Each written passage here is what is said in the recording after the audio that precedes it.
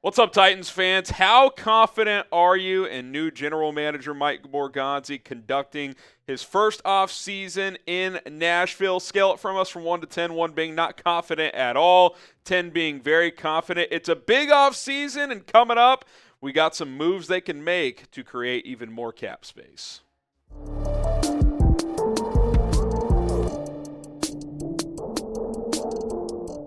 I'm Harrison Graham from Chat Sports. Time for another episode of Titans Today. And on today's show, we got 4 moves Tennessee could make to free up even more cap space for 2025 NFL free agency.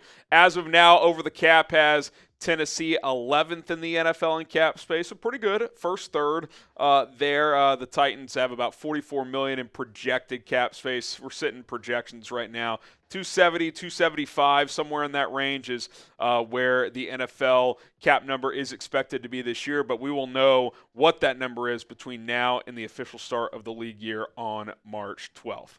Okay, let's get into it here. Some cap moves the Titans can make to create even more money to spend. Number one, they could restructure Calvin Ridley, who I thought was a little up and down this year, but I still think could be a really good player and someone you want to keep around for this Titans offense. If they restructure him, they basically turn his cap hit number in half. Currently, it's $28 million for the upcoming season. It would go down to $14 million. So you create $14 million additionally. That could be 2 starters potentially, depending on the caliber of player that you bring in. Like I said, good, not great year, but you do have to factor in the quarterback play to still get 1,000 yards. He played in all 17 games.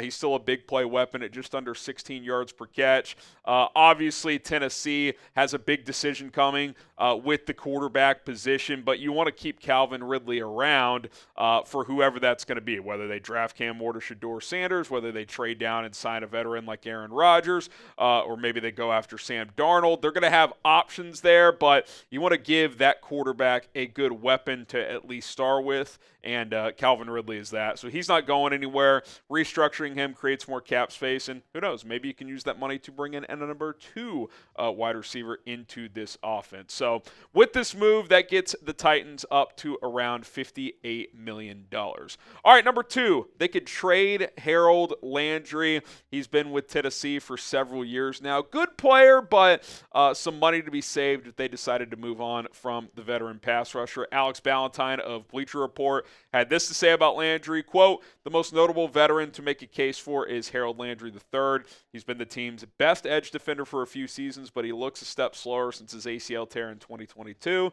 The Titans could look to trade him away and upgrade the position as he heads toward his age 29 season." So you look at the financials when it comes to Landry. Right now his cap hit is at $24 million, which it's a pretty penny for a player of his caliber. He's good, but not great at this point in his career. If they traded him before June 1st, they'd save about $11 million. If they trade him after June 1st, it'd be $17.5. Post-June 1 trades, pretty rare, so you'd probably see that 10.9 number. If they cut him in terms of pre-June 1, post-June 1, same numbers there. So basically, if they move on from him before June 1st, they're going to save just under $11 million. If they trade him after June 1st, $17.5, or if they cut him after June 1st, same deal. If you do that, you would get up to $75.5 million if you did a post-June 1. I think if it's post-June 1, a cut would probably be more likely. You'd like to trade him. You'd like to get something for him. I think you could. I don't think you're going to get a great haul back. Maybe get like a 4th, 5th round pick, something like that for a player who's probably past his prime, but still can be a number 2 edge for a decent defense. A lot of teams, the cap space could use pass rushers, so keep an eye on that. But the pre-post-June 1st kind of marker there is a difference in about $6.5 million.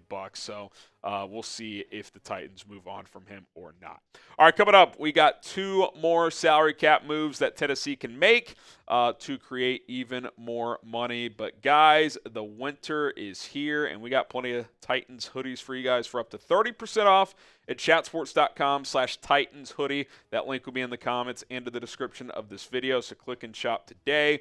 A lot of good options there, not just the ones we're showing you on screen. If you're going down Broadway, it's a little chilly out, throw one of these on. I guarantee you're going to run into a Titans fan, and you can dap that person up. Who are we going to take number 1 overall? So warm up with these hoodies. Chatsports.com/Titans hoodie. Link in the comments and description. Go check it out today. Okay, number 3, cut Amani Hooker.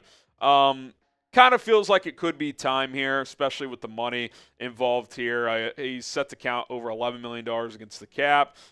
If you cut him, it's only $2.5 million. So saves you $8.8 million. That's a starter. I think you can upgrade there. I think you can use that money elsewhere if you want. Maybe they draft a safety to replace him. Who knows? He's still good. He's had some injuries, though, right? Like, missed 3 games last year, 4 the year before, played in just 9 games in 2022, 12 in 2021. So he's not a guy that gives you full seasons. And I could just see Tennessee, first-time GM, second-year head coach, maybe just allocating those resources and that money elsewhere. And if they do decide to do that, now you're up above $84 million. So you're really cooking with gas if you're Mike Borgonzi with this updated cap number. Because remember, if the Titans do draft number 1, it's not obviously like signing a quarterback in terms of how much it's going to cost, but the number 1 pick is still a decent cap hit against you. So keep that in mind as well as we go through this exercise. All right, last one here, and that is cutting Kenneth Murray. This is a no-brainer.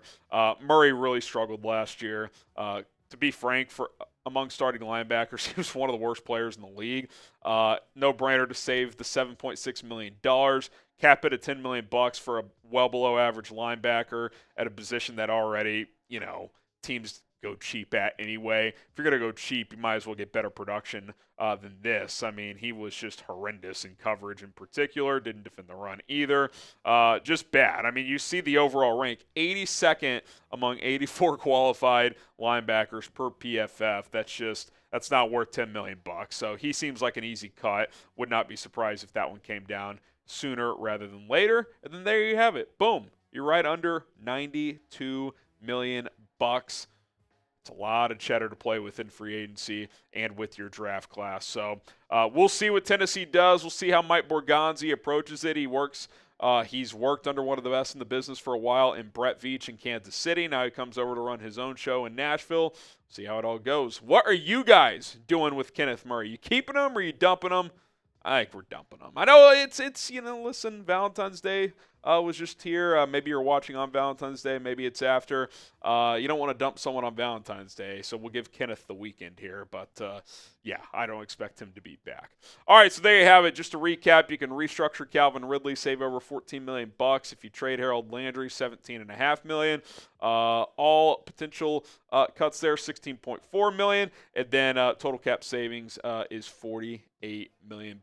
So you more than double your current cap space, which is already a decent number at around $44 million. That's going to do it for Titans Today by Chat Sports. My name is Harrison Graham. We will be back soon with another episode.